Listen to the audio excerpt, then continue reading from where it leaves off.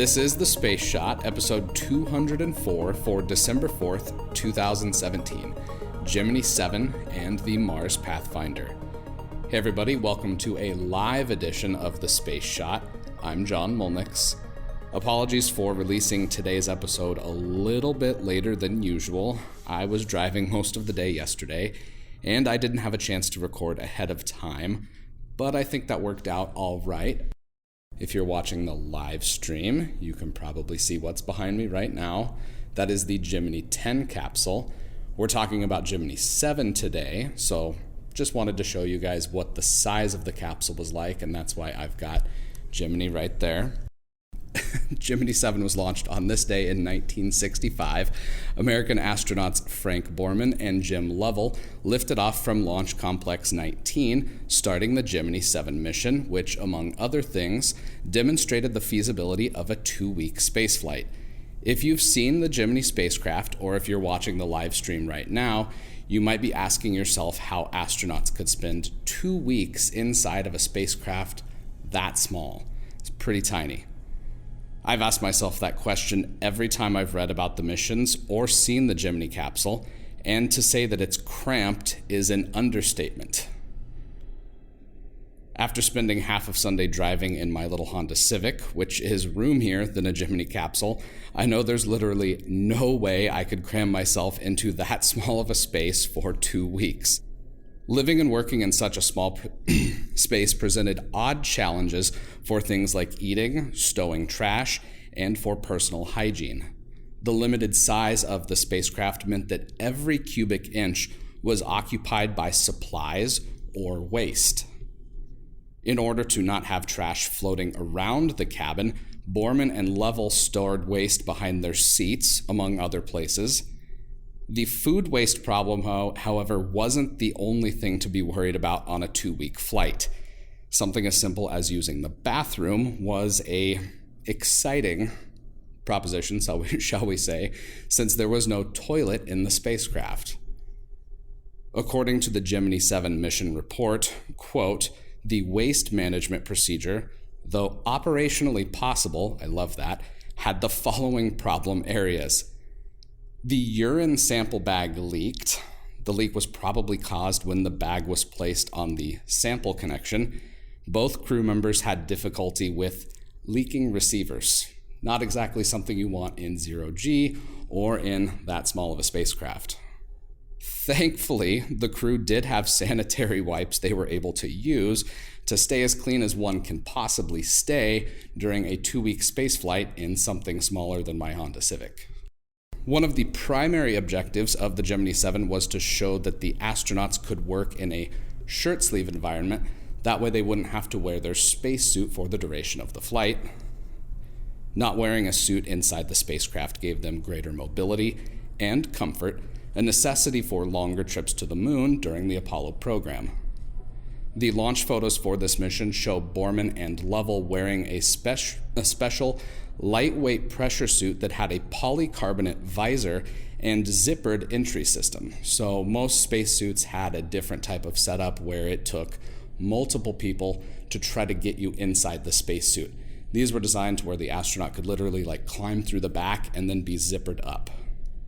This grasshopper suit, as it was called by the astronauts, was more comfortable to put on and take off in the cramped confines of the Gemini spacecraft.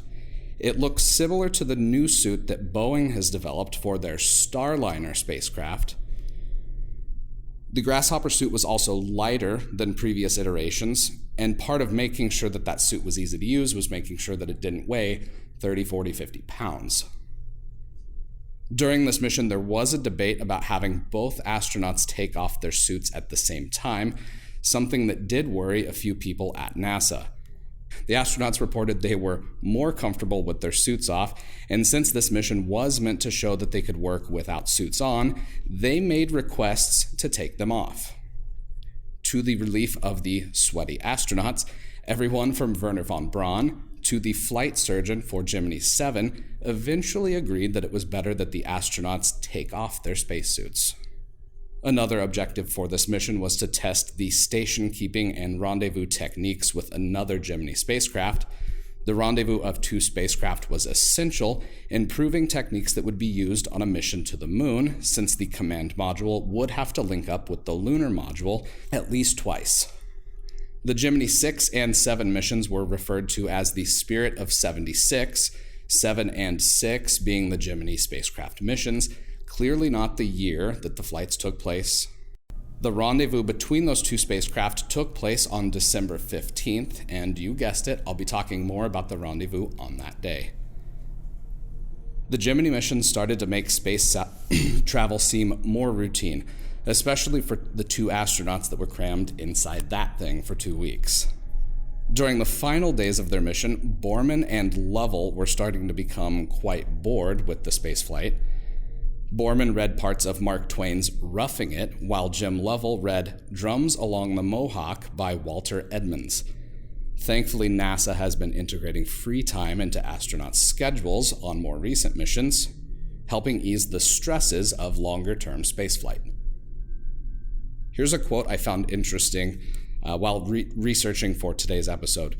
Quote, "The routine loses news values, and the scorecards on the Russia versus America in the space race vanished when the lead clearly passed from east to west."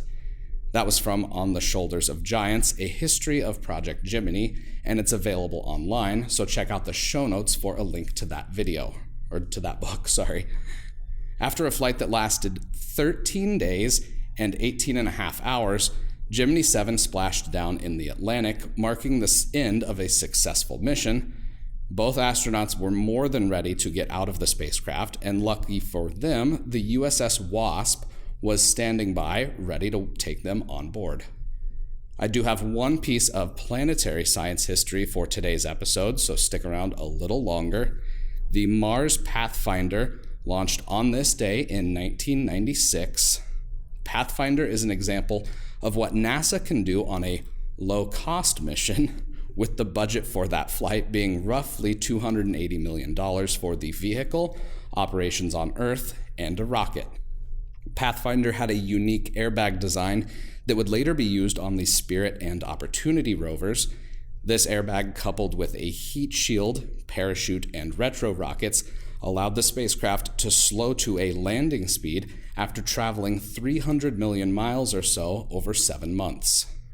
Pathfinder operated for 85 days, and the Sojourner rover for 7.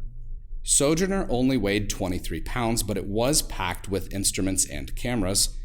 On the old website for the Pathfinder rover, on the old website for the Pathfinder mission, the Sojourner rover is described as being the size of a kid's wagon. So think a small Red Ryder wagon, and you've got an idea of how big that little rover was. Its 6 wheels provided mobility and gave it a blistering top speed of 1.9 feet per minute, or 0.02 miles per hour. Sojourner was important for 3 reasons. It gathered thermal data on itself, tracking the difference between day and night cycles. It was also designed to examine material abrasion, specifically how the wheels reacted to Martian soil. Lastly, it studied material adherence, which looked at how much a solar cell could function clean versus dirty. The lander and landing site were renamed the Carl Sagan Memorial Station in honor of the late astronomer for his contributions to astronomy and space exploration. I do want to say thank you to everybody that's joined me here for the first live video on the Space Shot. I hope you enjoyed the video and today's episode. If you guys have any questions, please shoot me a message. I'm more than happy to respond. It's a little bit tricky to do this with how I've got my phone set up on the tripod here, so I won't be able to answer questions right now. But as soon as I end the video, I'm more than happy to answer any questions you might have. I would love if you guys could leave a review for the podcast in iTunes. It does help more people find out about the show. I'd also appreciate it if you could check out the Cosmosphere podcast. They were gracious enough to let me record here. So again, if you have any questions, shoot me a message. Be more than happy to answer those. Thank you everybody for joining me today, and I'll talk to you later. Since you're here, why don't you let me know what you think of the podcast by leaving a review on iTunes. It takes just a minute to do that, and it makes a huge difference because it helps even more people find the show. Make sure you subscribe so you don't miss any of the daily episodes. As always, the show notes have more information on today's episode. You can hit me up on Instagram and Twitter. Find me at John Molnix. I'm always up to chat. You can also connect with me on Facebook. Just search The Space Shot or click the link in the show notes. Tomorrow, STS-108 and routine spaceflight. I'm John Molnix, and I'll catch you on the flip side.